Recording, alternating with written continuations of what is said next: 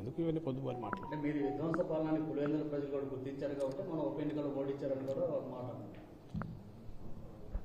అది ఎన్నికైతే కదా జరిగింది, ఎన్నికైతే ఏమన్నా అనుకోవచ్చు. ఆయన అనుకొని ఆయన భుజాలు ఆయన చర్చుకొని ఇది ఇప్పుడు అసెంబ్లీ మాదిరే అసెంబ్లీ జరిగి తనకు చూడు రాలేక బెదురుకున్నారు, మేము బ్రహ్మాండంగా పాలిస్తున్నామని ఇట్లా సెల్ఫ్ సర్టిఫికేట్ ఇచ్చుకుంటాడు.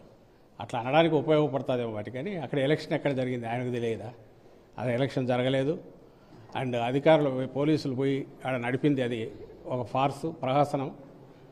ఓట్లు వాళ్ళే గుద్దుకున్నారు, వాళ్ళకు వాళ్ళు సర్టిఫికేట్ ఇచ్చుకుంటున్నారు తప్ప ఏం జరగలే. నిజంగా అదే వేరే ఏ పరీక్షలు ఎక్కర్లే. మేము మాట్లాడడమో ఆయన మాట్లాడడమో ఇవన్నీ ఎందుకు? కావాల్సినంత ఓపెన్ ఏరియా ఉంది.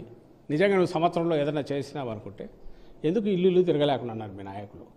మా నాయకులు ఆ రోజు తిరిగినట్టు 2-3 సార్లు తిరిగారు, ఒకసారి కాదు. జగన్మోహన్ రెడ్డి గారు పంపించారు, మా ఎమ్మెల్యేలు తిరిగారు.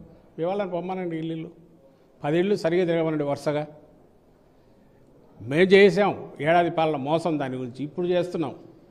బాబు షూరిటీ మోసం గ్యారెంటీ అనే కార్యక్రమం, దానికి వస్తున్న స్పందన ఏంటి? మేము చేయగలుగుతున్న దీన్ని నీకు అంత అసెంబ్లీలో అంత మెజారిటీ ఉంది, బ్రూటల్ మెజారిటీ ఉంది, నీకు ఉంది, నీకు మందబలం అంత ఉంది, నువ్వేమో కిందికి వెళ్ళలేకపోతున్నావు.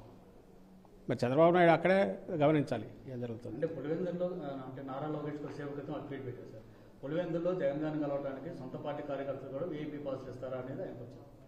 నాకు ఏడ్చినట్టుంది. నీకు పాసులు ఏమి ఇచ్చారో నాకు తెలియదు, కానీ నీకు కానీ మీ నాయనకు కానీ ఎవరైనా అభిమానులను ఉంటే కదా, ప్రేమించే వాళ్ళు ఎవరైనా ఉంటే కదా, అభిమానులు వేల కొద్ది తరలి వస్తే అది ఎట్లుంటుంది అనేది తెలుస్తుంది.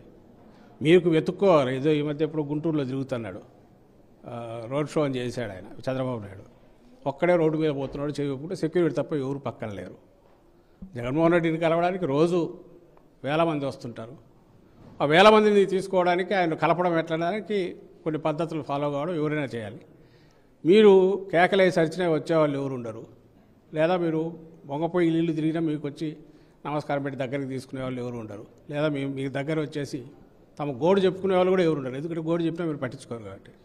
ఈరోజు కూడా ప్రతిపక్షంలో ఉన్న ఇక్కడికి వస్తున్నారు ఎవరైనా వచ్చి బాధలు చెప్పుకుంటూ, మాకు ఏదైనా ఇచ్చేయండి అది చేయండి అని. అక్కడికి ఎవడు పోవట్లే, ఎందుకంటే ఏదో జరగదు కాబట్టి. అలాంటి మీదికు జగన్మోహన్ రెడ్డి గారికి పోలిక. ఊరికి అనవసరంగా ఏదో అంటాడు లేపి తన్నించుకోవడం అంటే లోకేష్ ఆయన చేస్తున్న పని అలాంటిదే. మీ నాన్నకు కానీ నీకు కానీ అభిమానులు ఉండరు, ప్రేమించే వాళ్ళు ఉండరు. మిమ్మల్ని వచ్చి ఒక్కసారి మీ దగ్గర మిమ్మల్ని పలకరిస్తే చాలనుకునే వాళ్ళు ఉండరు. ఇక్కడ జగన్మోహన్ రెడ్డి గారిని కలిస్తే చాలనుకునే వాళ్ళు రోజు వేల మంది వస్తుంటారు. వస్తున్న దాన్ని ఏ రకంగా ఇచ్చేయాలి, అందరూ కలిసి వీలైనంత ఎక్కువ మంది కలిసేట్టు ఎట్లా చేయాలి అనుకోవడానికి ఏర్పాటు ఖచ్చితంగా చేస్తాం. మీకైతే అవసరం ఉండదు కాబట్టి ఏదో అంటాడు అందరి ద్రాక్ష పుల్లన మనకు తెలియదంతా చెత్త పిచ్చిది అని లోకేష్ అనుకుంటా అంటే ఆయన అజ్ఞానానికి జాలి.